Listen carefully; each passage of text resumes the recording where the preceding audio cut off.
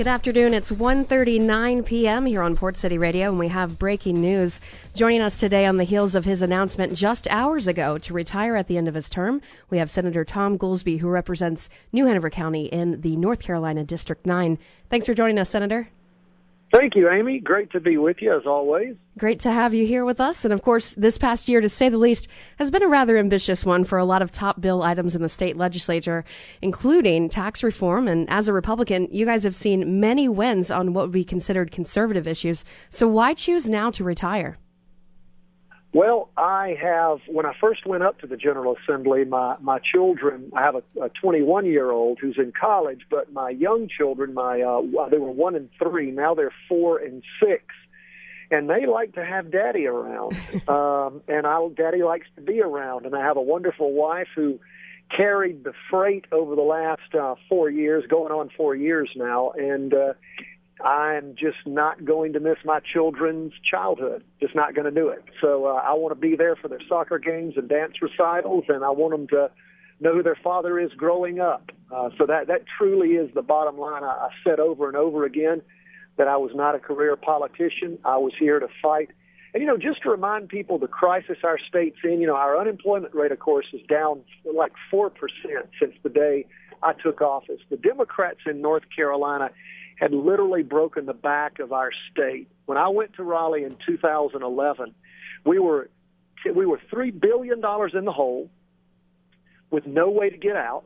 We had the state health care program was bankrupt. The state retirement plan was bankrupt. And although you didn't hear this from the NCAE at the time, the teachers union, the Democrats had cut spending on education $840 million. Now, that's almost $1 billion. Let me say that again. $840 million they had cut state education spending. So we got up there, got into crisis management mode. We balanced the budget.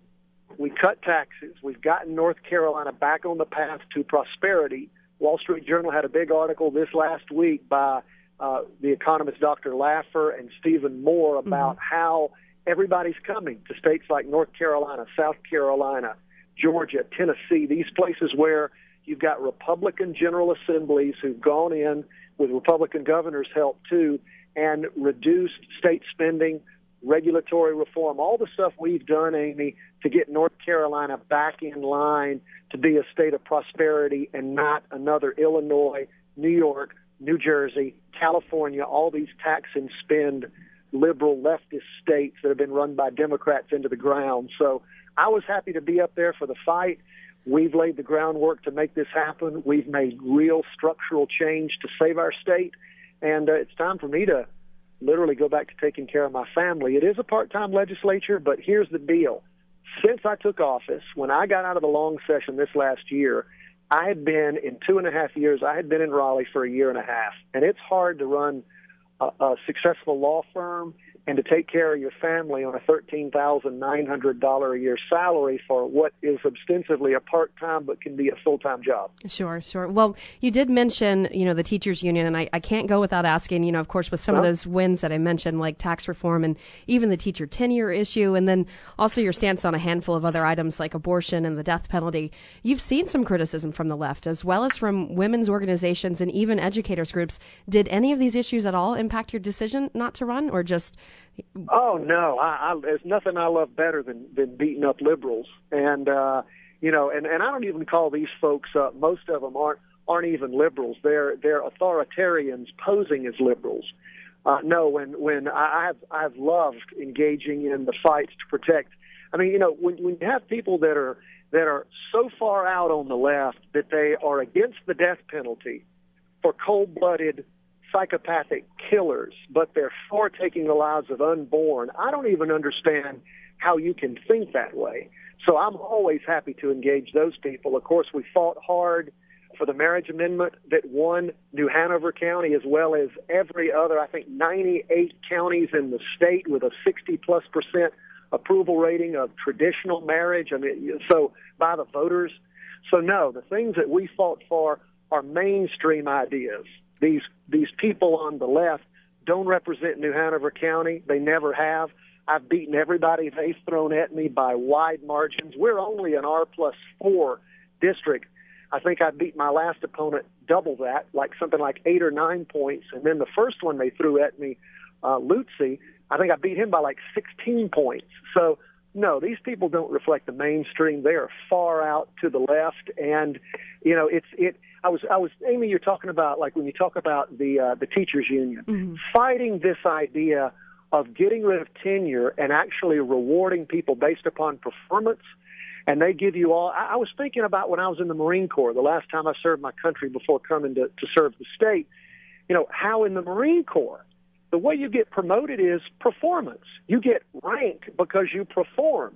But somehow education, according to these people, is different than the military, is different than business, is different than anything. And somehow you can't reward people for how well a job they do teaching our children. That's, again, nobody buys that. Just like the fight that the liberals are now giving us, or the leftists are giving us on voter ID. I saw the statistics, and I need to send you a copy of this because it's amazing. Every single group, nobody is more than, everyone is at least 70, if not 90% for voter ID, except for the far left Democrats who oppose making sure that the right people are voting at the polls. I mean, they are just out of touch with reality, and I have loved fighting them and beating them every step of the way. It has gotten me up and put spring in my step every morning. I have loved it. Well, we've talked a little bit about some of your victories and accomplishments since taking office. Now, looking ahead to this year, I'm sure you feel there's certainly more work to be done in the district. You've been known as a pretty big advocate for the film industry. That's an issue that will certainly be up for discussion as the film tax credit is set to expire this year. Can we expect to see you still advocating on this front? And what else do you see as top priorities? Yeah, I will be. Of course, just so everybody knows, the short session in the General Assembly is all about the budget. We go in and look at how close we were on the mark when we set the original budget issues in the biennium budget, and that means we always do a 2-year budget. So this is where we go back to Raleigh for the short session for a few weeks. We make sure that we tweak the budget out. If we have more money in it, we can put more in the rainy day fund.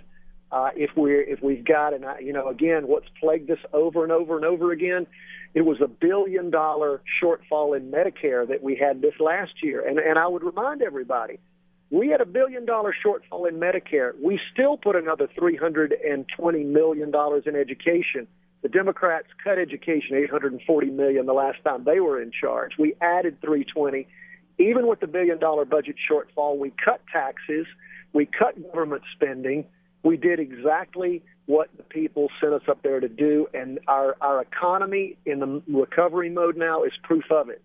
Our unemployment rate, as you see on my press release, is down from 10% and something when I took office to 6%. So I'm proud of that, and I don't take credit for all that at all. But I tell you what, I do take credit for some of it. We sure worked hard, and we didn't do what the Democrats were going to do. They were going to take another $3 billion to make up for their tax and spend mentality, and we stopped it.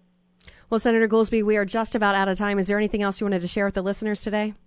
Yeah, I just want to thank everybody. I mean, I won with overwhelming margins in all these races that I was in, and God bless the people in New Hanover County. I'm going to be here with you for years to come, and I just appreciate the honor you have given me to serve and to continue to serve as your senator through the conclusion of my time up in the General Assembly. And it's just been fun, and I'll continue to work in my community. And I love you. God bless you all, and thank you for the honor of serving you. Well, Senator Goolsby, thanks again for joining us here on Port City Radio as well. Thank you. That's Senator Thom Goolsby. He's co-chairman of the Senate Judiciary Committee and also the Appropriations Subcommittee on Justice and Public Safety, commenting on his announcement today, Friday, that he will retire from the General Assembly at the end of his term this year. Coming up next, we'll check in with Raising Our Kids. We'll be right back after this.